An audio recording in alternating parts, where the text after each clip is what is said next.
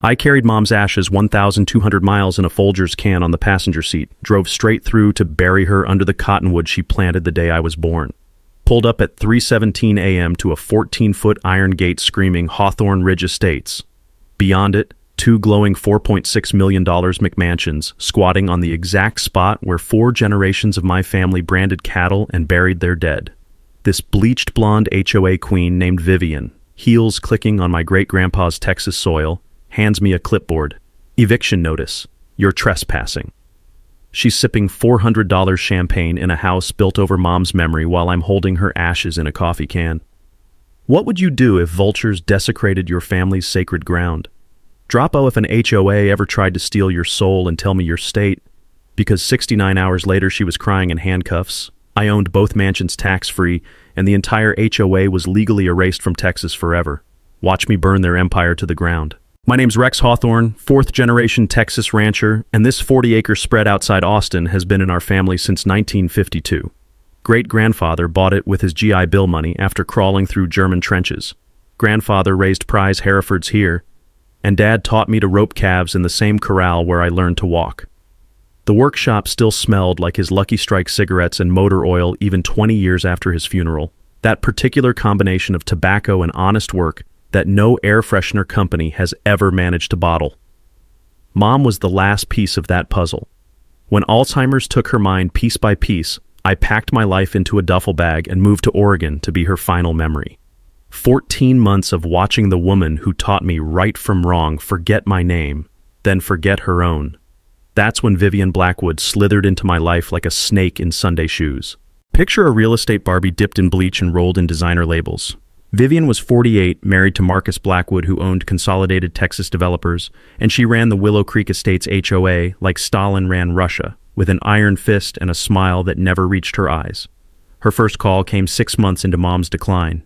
"Oh, Rex, honey, I'm so sorry about your precious mother, but we're all just worried sick about those people hanging around your property." The way she said people told me everything I needed to know about Vivian's worldview. Earl's Mexican groundskeepers weren't welcome in her vision of suburban paradise. Her voice had this saccharine quality, like artificial vanilla extract that makes your teeth ache and your wallet lighter. Here's the knowledge nugget that saved my ass later. In Texas, abandoning property requires legal documentation and court proceedings. You can't just decide someone's gone and take their stuff. Takeaway: always research your state's abandonment laws before traveling long-term. While I was watching Mom forget how to swallow, Vivian orchestrated the con of the century. She befriended corrupt county officials with campaign donations disguised as Christmas bonuses. She had fake environmental surveys claiming my land needed immediate improvement to prevent erosion. Funny how the solution always involved luxury housing. Sheriff Dalton Murphy, my old high school football teammate, started getting pressure to do wellness checks on my property. Every time he drove out, Vivian's surveillance team was coincidentally nearby with cameras, documenting the deteriorating conditions of working ranch land that looked exactly like it should. The construction started 8 months after I left. Massive excavators rolled in like mechanical dinosaurs, their hydraulic hisses and diesel fumes drowning out 60 years of meadowlark songs and cattle lowing. Earl Fitzgerald, my 74-year-old neighbor, called me crying about the destruction, but I was 3 states away holding Mom's hand through her final pneumonia. By the time I buried Mom, Vivian had built her suburban Versailles, 2 identical McMansions worth $2.3 million each, complete with circular driveways that probably cost more than most people's houses, because apparently straight driveways are for peasants. The morning after that Iron Gate humiliation, I woke up in my pickup with gravel digging into my spine through the cracked vinyl seat. The taste of stale coffee and heartbreak coated my mouth like cheap paint. That's when Earl hobbled over with a thermos of real coffee and 7 decades of righteous anger. "Rex," he wheezed, pointing at Grandfather's old workshop with his cane. "Your granddad didn't just survive Normandy. He brought home some paperwork that's going to make Miss High and Mighty wish she'd never heard the name Hawthorne." I had no idea what he meant, but something in his eyes told me this war was just beginning, and Earl Fitzgerald had never lost a fight in his life. The first punch Vivian threw was a legal haymaker disguised as concern for public safety. 3 days after our gate encounter, Sheriff Murphy showed up at Earl's place where I was crashing, hat in hand, and shame written all over his face like a teenager caught shoplifting. "Rex, I'm sorry as hell about this, but I got a restraining order here says you threatened construction workers." He handed me papers that smelled like Vivian's expensive perfume and lies. What made my blood boil wasn't just the accusation, it was the photo evidence. There I was, supposedly menacing workers, in a picture time-stamped 3 weeks before I'd even returned to Texas. Either I'd learned time travel during Mom's funeral, or Miss HOA Princess was playing games with Photoshop and perjury. "Dalton, this picture was taken before I was even in the state," I said, showing him my mother's death certificate dated 2 days after the supposed incident. He studied it like he was reading hieroglyphics, then spit tobacco juice into Earl's prized flower bed. "Rex, I know it's bullshit, but I gotta serve it anyway. Politics, you know? My hands are tied tighter than a Christmas turkey." The courthouse became my second home, smelling like old leather and broken dreams, with fluorescent lights humming overhead like angry wasps trapped in mason jars. I spent nights researching property law while living in my F-150, discovering that adverse possession in Texas, something I'd never heard of until Vivian threatened me with it, actually requires 10 years of continuous use. She'd been squatting on my land for exactly 8 months. Sometimes ignorance is bliss, but knowledge is power, and I was about to get very powerful. My counterattack started simple, a formal complaint to the County Planning Commission about unpermitted construction. During my late-night documentation runs, armed with nothing but a flashlight and righteous anger, I'd noticed those mansions were built too close to the property line, violating setback requirements that even corrupt officials couldn't ignore. Vivian escalated faster than gas prices during a hurricane.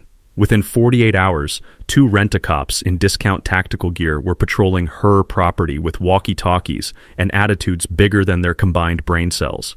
These guys looked like they'd been rejected from mall security training for excessive aggression, all wraparound sunglasses and tactical vests, protecting absolutely nothing more dangerous than their fragile egos. But here's where Vivian made her first real mistake. She got greedy. While measuring property boundaries with Earl's old surveying equipment one moonless night, I heard something that changed everything. The sound of water flowing through pipes at 3 a.m. Following that metallic whisper led me to discover both mansions were connected to my grandfather's original well, without permission. My dad had taught me about Texas water law during the drought years. Water rights belong to the landowner, not whoever builds fancy houses on top. Every sprinkler head, every garden hose, every decorative fountain was stealing my family's water, 1 precious gallon at a time. Sheriff Murphy pulled me over the next morning while I was heading to the hardware store for supplies.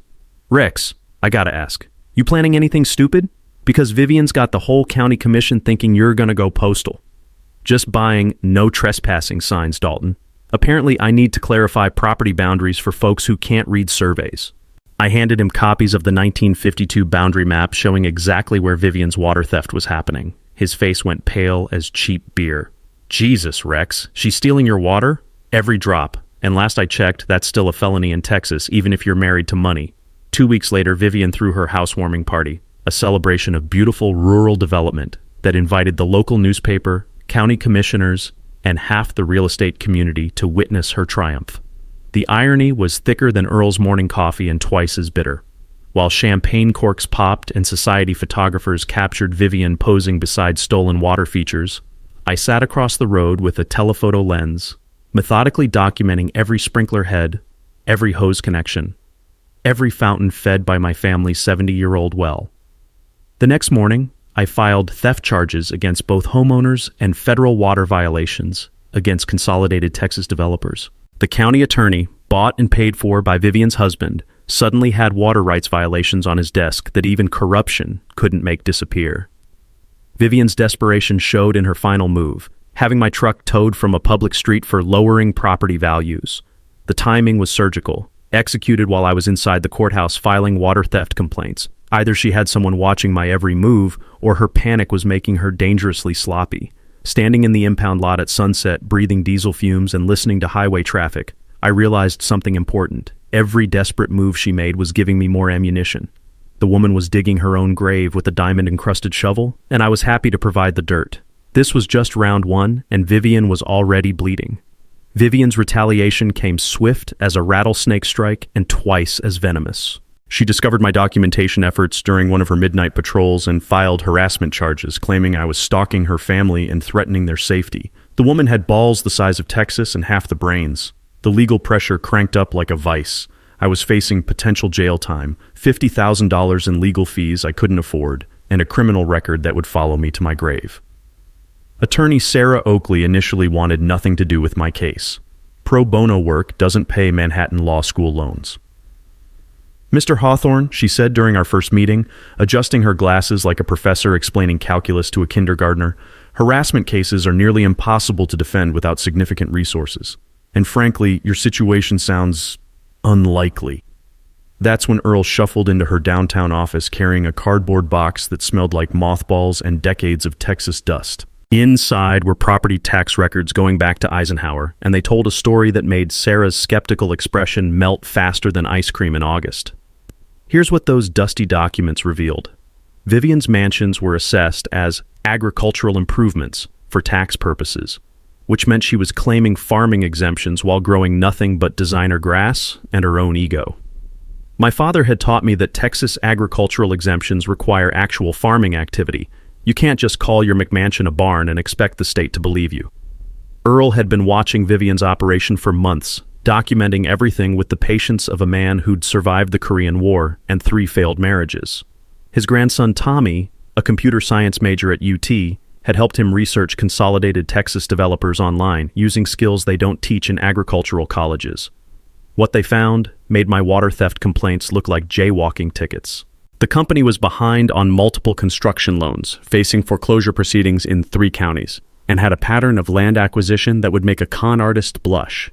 They'd been pulling the same scam across rural Texas: identify distressed properties, forge abandonment claims, build quick, and sell before anyone noticed the legal problems.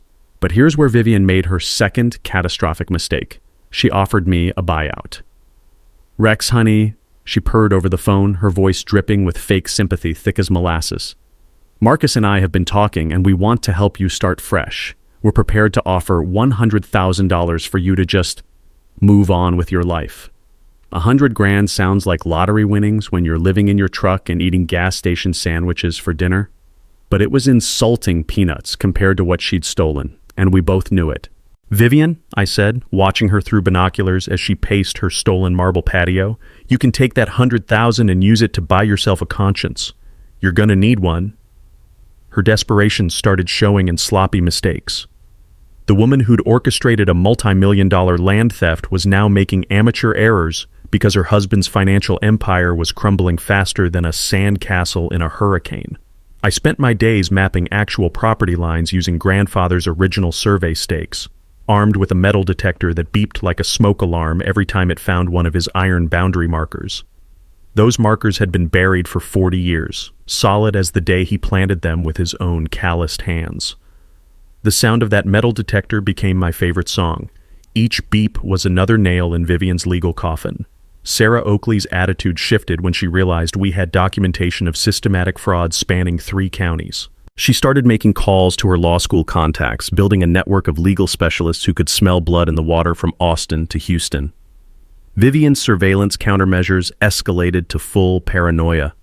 She installed motion cameras, hired a digital monitoring company, and started tracking my movements like I was planning to steal Fort Knox. The woman had more security equipment than a federal prison, but apparently none of it pointed at the actual property lines where her crimes were happening daily. I adapted by switching to nighttime documentation, using infrared equipment Tommy borrowed from his engineering lab. Sometimes technology beats corruption, especially when corruption gets lazy. The breakthrough came when Sarah discovered homestead exemption laws protecting inherited agricultural land. In Texas, family farms have special protections that make them nearly impossible to steal through adverse possession, especially when there's documented continuous family ownership going back generations. Anonymous tips started flooding in about other Vivian and developer schemes, farmers from 3 counties who'd lost property to similar cons. We weren't just fighting for my land anymore. We were building a class action case that could bring down their entire criminal enterprise. Vivian's final desperate move was filing a federal lawsuit, claiming I was running an illegal camping operation on my own property. The irony was so thick, you could cut it with a chainsaw and serve it for Sunday dinner. Standing in my truck at midnight, surrounded by legal documents and infrared photos, I realized something important. Vivian's desperation was making her predictable. Every panicked move she made was another thread we could pull to unravel her entire empire. The woman was fighting a war on multiple fronts, and she was losing every single battle. Vivian's psychological warfare escalated to pure cruelty. She began hosting loud parties specifically designed to torment me while I slept in my truck, complete with mariachi bands that played until 3 a.m., and guests who revved their BMWs like they were auditioning for Fast and Furious. The smell of expensive barbecue and imported beer wafted across the property line, a constant reminder of what stolen money could buy. Community pressure tactics ramped up when Vivian's husband threatened to relocate Consolidated Texas Developers headquarters unless the vagrant situation was resolved. 300 jobs hung in the balance, and suddenly half the town treated me like a plague carrier at a church social. But Tommy's late-night research sessions revealed something that made my blood run cold. This wasn't Vivian's first rodeo. We'd discovered a pattern of similar land grabs across 3 counties, all targeting military families during crisis periods, deployments, medical emergencies, family deaths. The Blackwoods were predators who fed on grief. Sarah Oakley partnered me with Jake Morrison, an investigative journalist from the Austin American-Statesman who specialized in development corruption. Jake had been tracking Consolidated Texas for months, following a trail of suspicious land deals that stank worse than roadkill in July heat. "Rex," Jake said during our first meeting at a truck stop diner, his laptop covered in coffee stains and righteous anger, "you're not just fighting for your property, you're the smoking gun we've been waiting for." I'd learned during courthouse research marathons that statutes of limitations on construction fraud run 3 years in Texas, buried in legal text that read like ancient poetry written by lawyers who hated humanity. We still had time to prosecute every violation Vivian had committed. My health was deteriorating from stress and living conditions that would challenge a Marine recruit. Sleeping in a truck cab for months had turned my spine into a pretzel and my temper into a hair trigger. Earl started bringing home-cooked meals and threatening to call my cousin in Dallas if I didn't start taking better care of myself. Vivian's false sympathy reached new depths during a county commissioner's meeting broadcast on local television. She stood there in her $500 blazer, crocodile tears flowing like she'd just watched Old Yeller, describing my unfortunate mental deterioration, while claiming she only wanted to help poor Rex find appropriate housing assistance. The social media warfare hit next. Vivian's supporters flooded local Facebook groups with propaganda, posting photos of my truck and claiming I was a dangerous vagrant threatening family safety. They painted me as an unhinged veteran living in squalor while honest citizens tried to improve the community. Tommy fought back by creating Texas Land Justice, an anonymous blog posting time-stamped evidence of Vivian's crimes alongside legal explanations in plain English. Within 2 weeks, we had followers from across the state sharing their own development fraud stories. Financial warfare escalated when Marcus influenced my bank to accelerate truck loan payments, claiming I was in default due to lifestyle changes. My $300 monthly payment jumped to $1,200 overnight, money I didn't have and couldn't borrow. I traded mechanical work for legal research time at UT Law School, fixing professors' cars in exchange for database access. Sometimes survival requires creativity, and the Army had taught me to be very creative.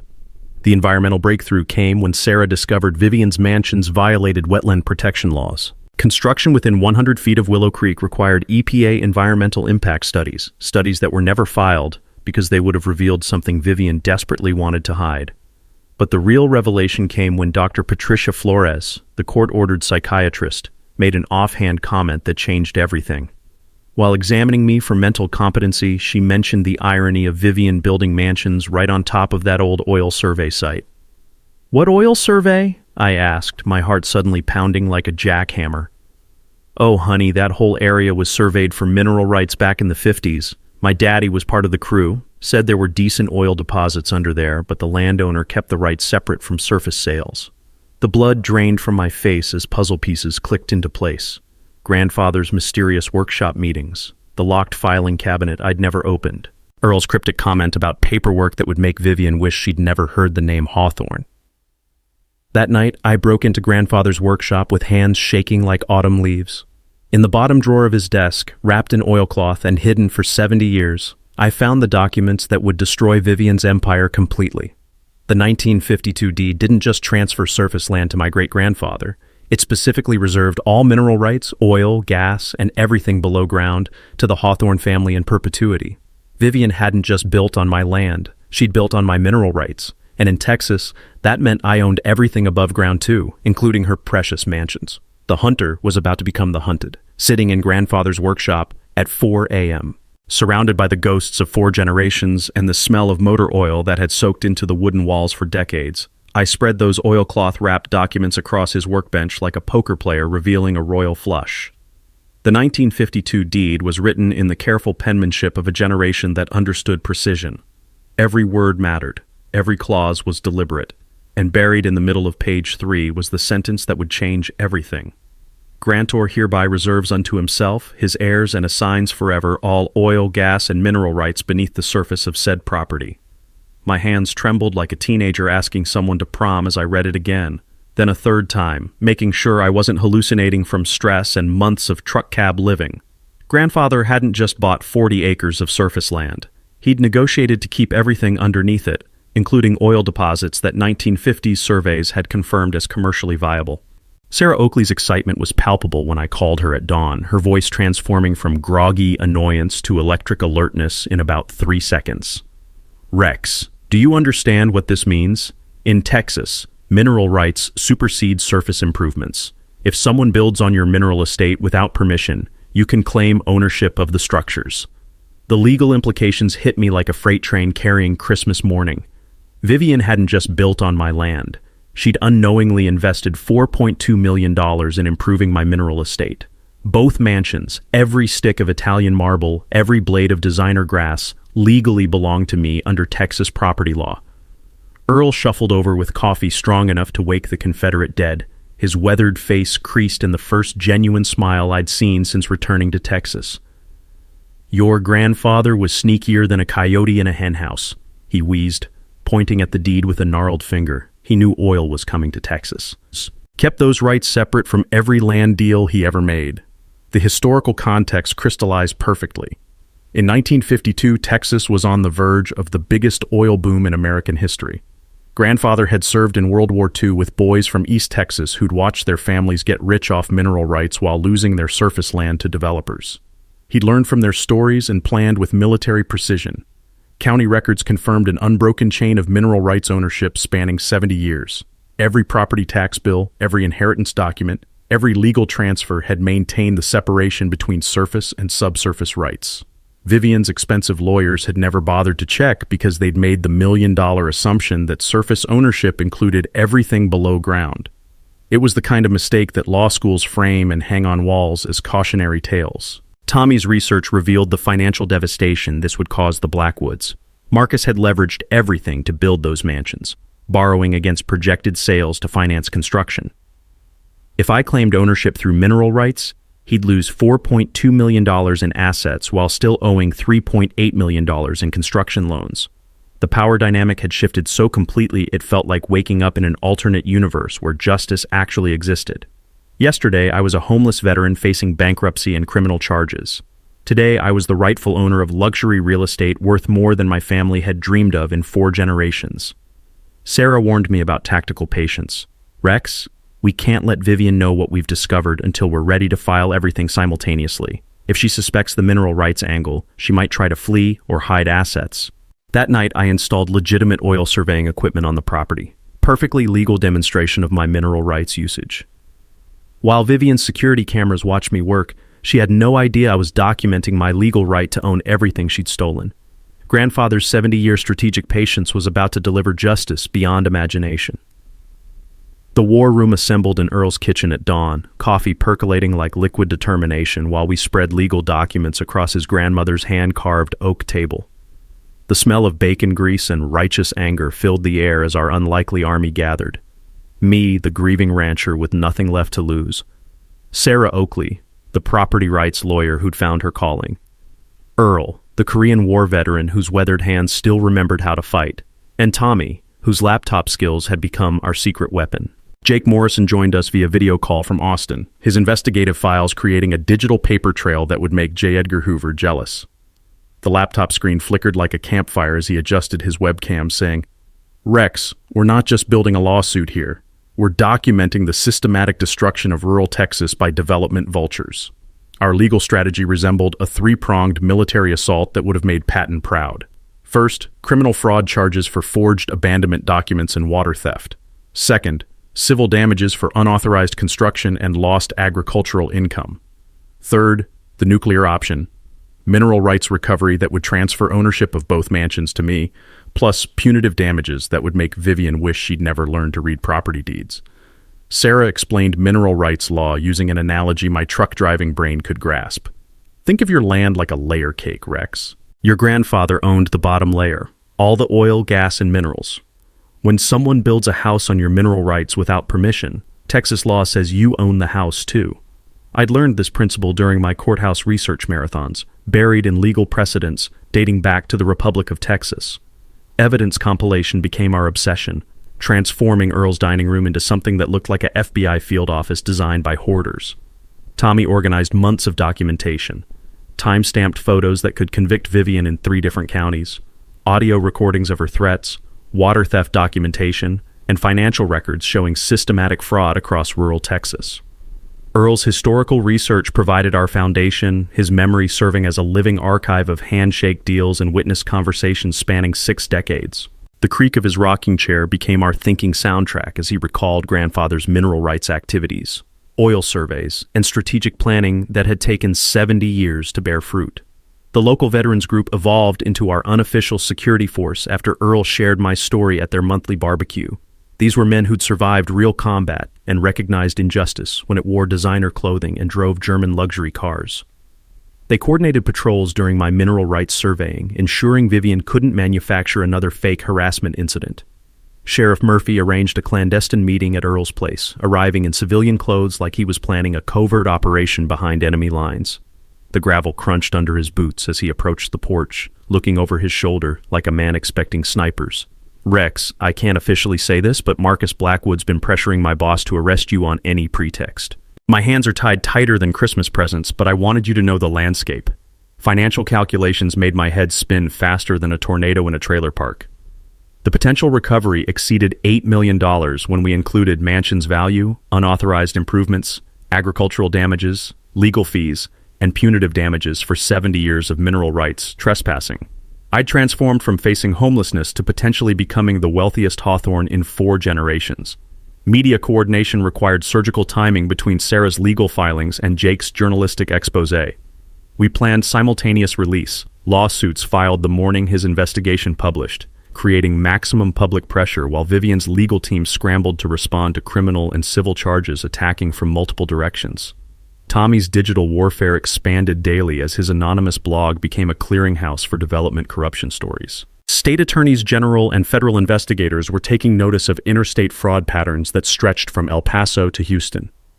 Technical preparation involved installing legitimate agricultural improvements that strengthened my farming exemption while simultaneously destroying Vivian's suburban paradise aesthetic. The sound of cattle panels clanging into place became my favorite symphony, each post driven into stolen ground another nail in her legal coffin. Sarah's legal network grew exponentially as mineral rights specialists and construction law experts joined our cause pro bono, sensing precedent-setting potential. Environmental lawyers added EPA violations when they discovered Vivian's construction had damaged Willow Creek's ecosystem without required impact studies.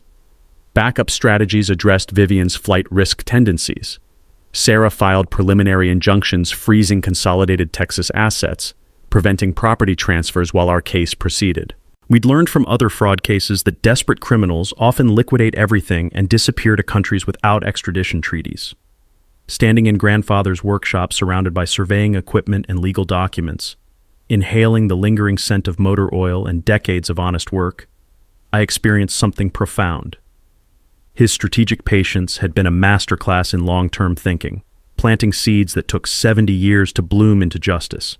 The final battle was about to begin, and we held all the cards. Vivian's desperation escalated to nuclear levels when she discovered my mineral rights survey equipment. She attempted to fast-track her adverse possession claim through corrupt county official Bud Hensley, who'd been taking Marcus's campaign donations for years. The smell of panic mixed with her designer perfume created a toxic cloud that followed her everywhere like guilt at a confessional. My silent preparation continued while letting Vivian think she was winning this legal chess match. Every morning, I'd wave cheerfully from my surveying equipment while she paced her stolen marble patio like a caged leopard, her designer heels clicking out a staccato rhythm of pure fury against stones that had never known honest work. The mini twist that revealed her husband's financial collapse came through bank records that Jake's investigation uncovered. Marcus Blackwood was liquidating business assets with the desperation of a man whose house was on fire, selling construction equipment, foreclosing on rental properties, and borrowing against every asset he owned. The family empire wasn't just cracking, it was collapsing into a financial sinkhole. Community sabotage began targeting my agricultural restoration with surgical precision. Irrigation pipes developed midnight leaks that hissed like angry snakes, cattle panels collapsed without explanation, and expensive seeds disappeared faster than free beer at a county fair. The perpetrators avoided security cameras but left boot prints matching Vivian's private security team. I adapted by documenting every incident of bad faith interference with timestamp photos and repair receipts. The sound of my camera clicking became a daily reminder that their desperation was building my legal case one photograph at a time. Installing hidden night vision cameras required borrowing equipment from my Veterans Group allies. The infrared footage we captured looked like a supernatural thriller, complete with shadowy figures skulking around my property at 2 a.m., their heat signatures glowing like guilty consciences. Vivian's media manipulation reached new heights when she planted newspaper stories describing me as an unstable veteran threatening community safety. The articles painted my truck as a mobile homeless encampment, and my mineral rights activities as dangerous drilling operations conducted without permits. Jake's counter-investigation revealed Vivian's PR firm had been feeding identical false narratives to newspapers across 3 counties, using templates they'd perfected during other land theft operations. The woman was running a fraud assembly line with industrial efficiency. Legal pressure intensified when Vivian filed restraining order expansions, claiming I'd threatened her family with farm equipment during surveying activities. The accusation was so absurd that even her own lawyer looked embarrassed filing the paperwork. My strategic restraint required superhuman self-control as I maintained perfect legal compliance while her allegations multiplied like rabbits in springtime. Every interaction was recorded, every movement timestamped, every breath cataloged by her surveillance system. The shocking escalation came when Marcus attempted a hostile takeover of our local bank to control my truck financing. The man was throwing money around like confetti at a desperate New Year's party, except the confetti was soaked in criminal intent and borrowed against assets he was about to lose. Local farming community resistance began coordinated pushback against Consolidated Texas that would have impressed Gandhi.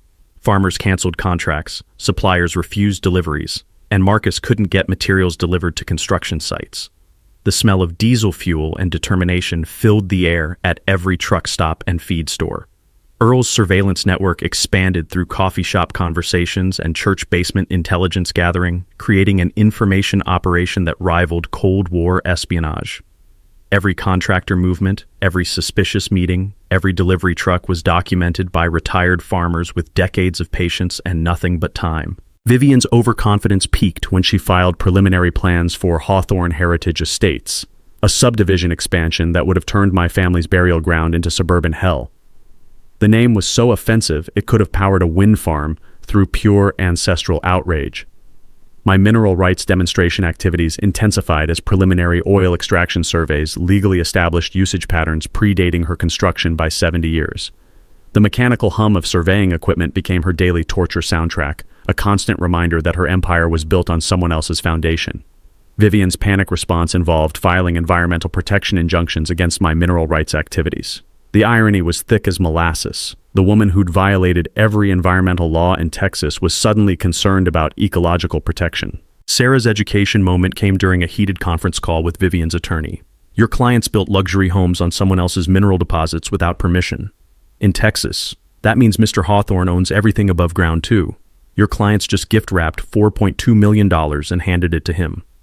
Community organization reached critical mass when local farmers formed Texas Rural Defense, their first official act endorsing my case as a referendum on whether family farms could survive corporate predation. The taste of dust and determination filled every meeting as ranchers who'd never agreed on anything united against a common threat. Vivian's final desperation move was hiring private investigators to excavate my personal history, military service, and family background. She was spending more on opposition research than most families see in 5 years. The investigation backfired when it revealed my spotless record and my family's century of community contribution, making her look like a wealthy bully attacking American heroes. Vivian's nuclear option came at dawn on a Tuesday that smelled like diesel exhaust and desperation. She filed false environmental violations with the EPA, claiming my mineral rights activities were contaminating groundwater and threatening endangered species that probably didn't exist within 100 miles of central Texas. Federal agents arrived in black SUVs that looked like a presidential motorcade had taken a wrong turn into rural hell.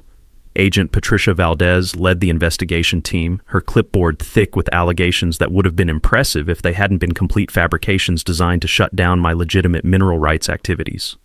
The mini-twist vindication came faster than Vivian expected. Professional environmental surveys proved no violations existed. My equipment was cleaner than a surgical suite, and the only contamination came from Vivian's mansions, illegally dumping gray water into Willow Creek without proper permits. But the EPA investigation revealed something that made Agent Valdez's eyebrows climb toward her hairline like startled caterpillars. Vivian's mansions were violating federal wetland protection laws, built too close to the creek without required environmental impact studies. The woman who'd accused me of environmental crimes was committing them on an industrial scale. Vivian's desperation peaked when she attempted to frame me for threatening her family through anonymous letters. She'd hired a professional forger to create threatening notes using military terminology, hoping to trigger my arrest on federal terrorism charges that would end my mineral rights claims permanently. The FBI investigation moved with the efficiency of a German assembly line, quickly identifying Vivian's staged evidence through handwriting analysis and digital forensics. The Bureau's forensic team found her fingerprints on the threatening letters she'd claimed to receive, along with computer metadata proving they'd been created on her home printer. My character witnesses lined up like a military honor guard defending my reputation. Military service records confirmed exemplary conduct, community leaders testified about my family's century of good citizenship, and even Sheriff Murphy publicly vouched for my integrity despite political pressure from Marcus Blackwood. The technical breakthrough came when final mineral rights surveys confirmed $6.3 million in extractable oil and gas resources beneath Vivian's stolen paradise. The geological reports read like winning lottery tickets written in scientific terminology, documenting petroleum deposits that had been waiting 70 years for extraction. Legal time bomb detonation was imminent as I now had standing to claim both mansions plus mineral extraction damages totaling over $10 million. Sarah Oakley's legal team had transformed from skeptical attorneys into sharks who'd smelled blood in courtroom waters. Vivian's financial crisis accelerated when Marcus's company faced bankruptcy as construction loans came due without assets to cover them. The smell of financial collapse hung around Consolidated Texas headquarters like smoke from a house fire that wouldn't stop burning. Community momentum reached avalanche proportions when local news picked up our story, generating regional attention that attracted national media outlets hungry for David versus Goliath narratives involving corrupt developers and heroic veterans fighting for family land. Earl's hospitalization from stress-induced heart palpitations added emotional urgency that transformed community support into righteous fury. The sight of my 74-year-old neighbor lying in a hospital bed because of Vivian's psychological warfare crystallized everyone's understanding of what we were fighting against. Standing beside Earl's hospital bed, listening to his labored breathing and smelling antiseptic that reminded me of Mom's final days, I renewed my commitment to see this fight through to total victory. This wasn't just about my land anymore. It was about protecting every family farm from development predators. Sheriff Murphy reached his breaking point and privately informed Sarah that he wouldn't enforce any more questionable legal orders from corrupted county officials. "Rex," he said, his voice heavy with shame and determination, "I should have stood up to this bullshit from day one." Vivian's isolation became complete as her support network crumbled faster than a house of cards in a tornado. Legal advisors distanced themselves from obvious criminal activity, financial backers withdrew funding, and even her country club friends started avoiding her calls. My final preparation involved legal teams ready with comprehensive lawsuits targeting criminal fraud, civil damages, and mineral rights violations across multiple jurisdictions. We'd assembled enough evidence to convict Vivian's operation of systematic fraud spanning 3 counties and involving federal crimes. Technical completion meant all agricultural improvements were finished, solidifying my farming exemption and demonstrating legitimate property usage that predated Vivian's theft by generations. The sound of cattle lowing in pastures where mansions had tried to erase family history became sweeter than any symphony. Community unity reached historic levels as local farmers agreed to testify against development corruption that threatened rural Texas's agricultural heritage. The taste of determination was thick as barbecue smoke at every gathering where ranchers planned to support my case. Vivian's last manipulation attempt involved trying to sell both mansions quickly to avoid potential legal seizure, but attempting to sell property with clouded mineral rights titles constituted additional real estate fraud that would add years to her potential prison sentence. My strategic patience was about to be rewarded as Vivian remained oblivious to the mineral rights discovery that would destroy her empire completely. The woman who'd tried to steal everything was about to lose more than she'd ever dreamed possible. The perfect storm was gathering, and Vivian was standing in an open field holding a lightning rod. The emergency county commissioners meeting was called for 7 p.m. on a Thursday that tasted like justice and smelled like Vivian's desperation. She'd petitioned to expedite her adverse possession claim, confident that her army of lawyers and bought politicians could steamroll one homeless veteran into legal oblivion. The courthouse packed tighter than a can of sardines at a church potluck. Media crews from Austin, Houston, and Dallas set up cameras while farmers in their best Sunday shirts filled every seat. The air buzzed with anticipation and the rustle of legal documents that would change Texas property law forever. Vivian strutted to the podium like a peacock at a poultry show, her $2,000 designer suit gleaming under fluorescent lights that made her bleached hair glow like a nuclear warning sign. Behind her sat Marcus Blackwood, sweating through his silk tie despite the air conditioning that hummed like nervous insects. "Commissioners," Vivian purred into the microphone, her voice dripping with manufactured sincerity. "We're here tonight to resolve an unfortunate situation involving an abandoned property that Consolidated Texas has responsibly improved for community benefit." She displayed professional photographs of her mansion's manicured perfection, contrasted against images of my deteriorated working ranch land. The presentation looked convincing if you ignored the minor detail that she'd built luxury homes on someone else's mineral estate without permission. "Mr. Hawthorne abandoned this property for over a year," she continued, her voice gaining confidence with each lie, "leaving it to deteriorate while honest citizens invested millions in community improvement. Texas law clearly supports adverse possession when landowners abandon their responsibilities." The crowd murmured like distant thunder as Vivian painted herself as a community benefactor rescuing abandoned land from neglect. Her lawyer nodded approvingly, while taking notes on a yellow legal pad that probably cost more than most people's monthly mortgage. Then it was my turn. I approached the podium carrying a thick folder that contained 70 years of family history and legal documentation. The courthouse fell silent except for camera clicks and the nervous shuffling of Vivian's feet in her designer heels. "Commissioners," I began, my voice steady as granite despite my heart hammering like a jackhammer, "I'd like to present my grandfather's 1952 deed, specifically the mineral rights clause that Mrs. Blackwood's lawyers apparently never bothered to research." The first audible gasp came from Vivian herself as I spread the original deed across the podium for everyone to see. Her face went pale as cheap beer, while her lawyer frantically flipped through files like a man searching for a life preserver on a sinking ship. "Under Texas property law," I continued, "mineral rights supersede surface improvements. When someone builds on your mineral estate without permission, everything above ground belongs to the mineral rights owner. Mrs. Blackwood just spent $4.2 million improving my property." The courthouse erupted like a kicked anthill. Reporters shouted questions while commissioners leaned forward to examine the deed. Vivian's confident smirk melted faster than ice cream on asphalt as the legal implications hit her like a freight train carrying Christmas morning. Earl Fitzgerald hobbled to the witness stand, his cane tapping against the marble floor like a countdown timer to justice. "I've lived next to the Hawthorne family for 60 years, he wheezed into the microphone, "and I can testify that Rex's grandfather maintained active mineral rights usage from 1952 until his death." Federal backup arrived in the form of EPA Agent Valdez, who stood to address the commissioners with documents proving Vivian's environmental violations while confirming my complete compliance with all regulations. Mr. Hawthorne's mineral rights activities are fully permitted and legal. The Blackwood construction violated multiple federal environmental protection laws. Sheriff Murphy's vindication moment came when he publicly apologized for enforcing fraudulent legal orders under political pressure. "Rex," he said, his voice carrying across the packed courthouse, "I should have stood up to this corruption from day one. You have my complete support." The media frenzy intensified as cameras captured Vivian's complete breakdown. She stood frozen at her table like a deer caught in headlights, finally understanding that her multi-million-dollar empire was built on someone else's foundation. My mic drop moment arrived with the quiet authority of truth finally spoken. Commissioners, I didn't ask for any of this. I just wanted to bury my mother and keep my family's land. But Mrs. Blackwood's greed means I now legally own $4.2 million in mansions I never wanted, plus mineral rights worth millions more. Jake Morrison's revelation from the press section added gasoline to the fire.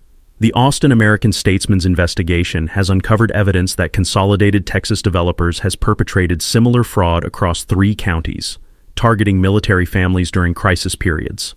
Federal agent announcements of FBI investigation into interstate development fraud sent Marcus Blackwood rushing for the exit while his wife sat paralyzed by the magnitude of her legal catastrophe. Vivian's desperate refusal to accept settlement offers while threatening federal court battles only demonstrated her complete detachment from reality as her empire crumbled in real time before packed courthouse cameras. Commissioner Jenkins banged his gavel like a judge sentencing criminals. Mrs. Blackwood's adverse possession claim is denied. Mr. Hawthorne's mineral rights are officially recognized.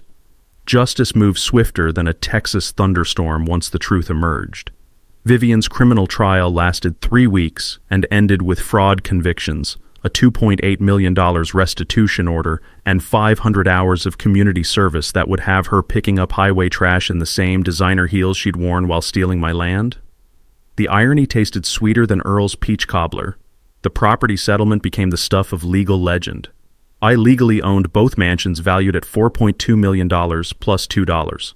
$8 million in punitive damages for unauthorized mineral rights usage, making me the reluctant owner of more wealth than 4 generations of Hawthornes had ever imagined. The courthouse paperwork ceremony felt like accepting a lottery jackpot I'd never wanted to win.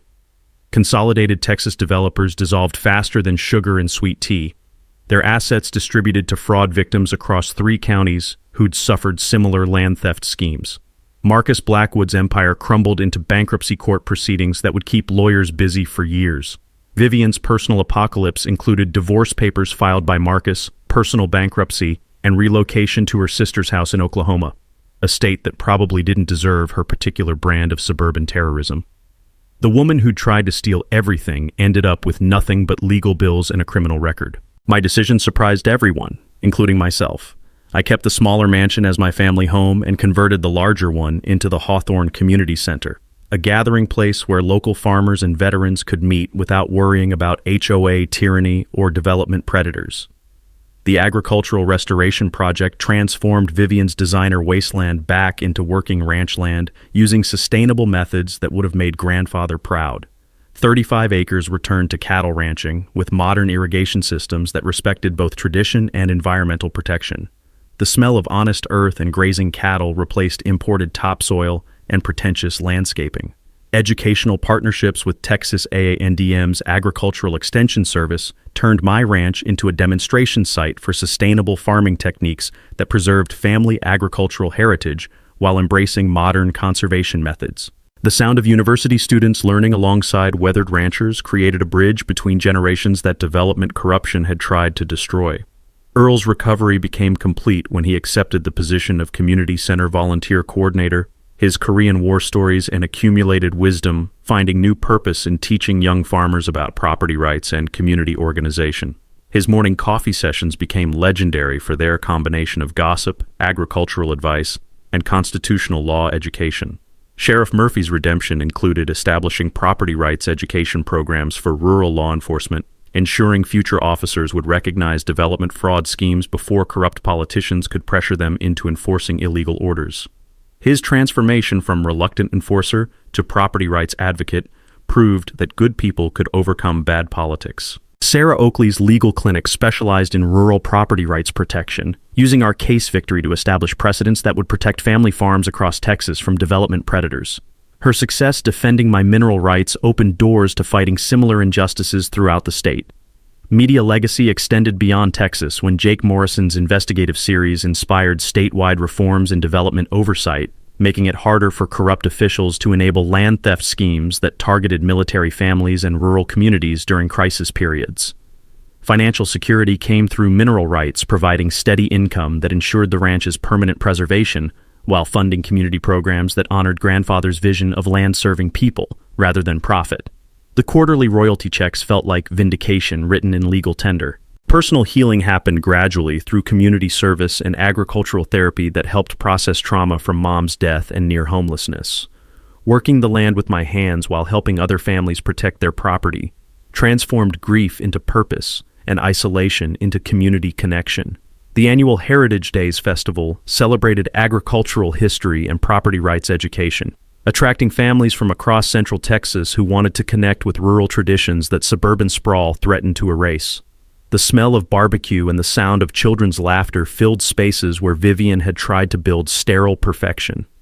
Rex Hawthorne Agricultural Law Scholarship provided annual funding for rural students studying legal protection of family farms, ensuring future generations would understand both agricultural tradition and legal rights necessary to preserve them against development predators. Conservation easements permanently protected 30 acres from future development, guaranteeing that grandfather's vision of sustainable agriculture would survive whatever economic pressures might threaten family land in generations to come. Standing in grandfather's restored workshop, surrounded by the tools and wisdom of 4 generations, I finally understood his patient strategy. He'd planted seeds that took 70 years to bloom into justice that would protect rural Texas for generations yet unborn. Share your HOA nightmare stories in the comments. I read every single one and respond when I can. And hit subscribe because next week, I'm telling you about the time an entire subdivision tried to steal my creek and how I used their own environmental laws to shut them down permanently.